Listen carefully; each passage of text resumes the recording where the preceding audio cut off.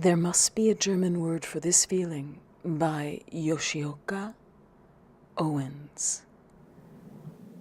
The quarter decibel whisperings of ordinary human unhappiness into the quiet funnel of your ear. The dream that a giant stood and mowed a forest as if it were a lawn. The waking into a sad, great world where it wasn't a giant. It was just a few dozen men, no taller than yourself.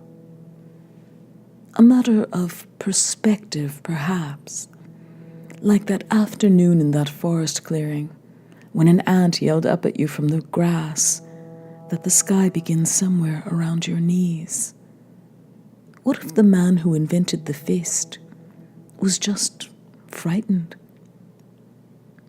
Every day, a new night to contend with. Then, of course, there's last winter's perfume on the scarf she pulls from the back of the closet. Her face buried deep in the wool, and somehow the smell of a newborn. And you get to wondering whether everyday trees are jealous of Christmas trees, like, we've been here all year and nobody gave a shit. Still, the grass does not know that it is green, and so you wonder what it is that you might be without knowing. Maybe the man who invented the kiss was just frightened. But that hardly matters when you're up late again, thinking about the life cycle of a wooden horse or the immortality of Minnesotans. Like when you told her that the robots will have no reason to dance, and she replied, neither will we. A few weeks back, the two of you were watching the American news when she whispered almost shyly, what if the forest fire was self-immolation? What if the words didn't know how else to say it?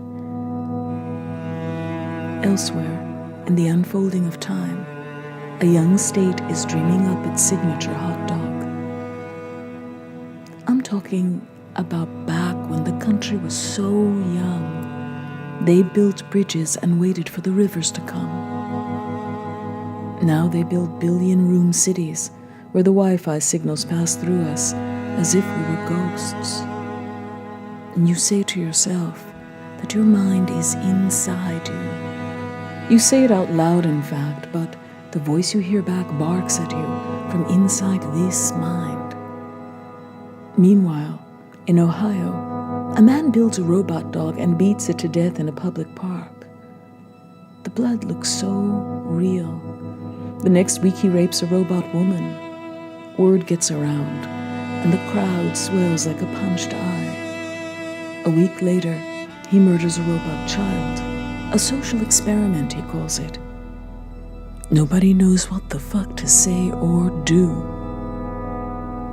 People just long for the simple 1990s sadness of panpipe compilation CDs. Uncontacted tribes. You sat on your sofa. But then, also, Copenhagen, where they're hosting a 3-day conference on religion as mental illness next week. Simultaneous goings on in a single strange world. 2 nights back, you dreamed that aliens landed and they thought our phones were our overlords. If a piece of our soul is stolen by every photograph, perhaps with every selfie, a piece is just thrown away. Meanwhile, the zoo animals don't even know they're working a 9 to 5. And online, which is kind of this world and kind of not, they have invented unfriending, and it enters the language like a U-boat before anyone succeeds in being heartbroken by the wild sadness of it. You stand by the window and wonder, what's next? Will we engineer a way to unlove, to unbrother? Will we unstitch every last analog connection? You tell her that your heart only opens from the inside, yet here you both are, on the outside. There must be a German word for this feeling.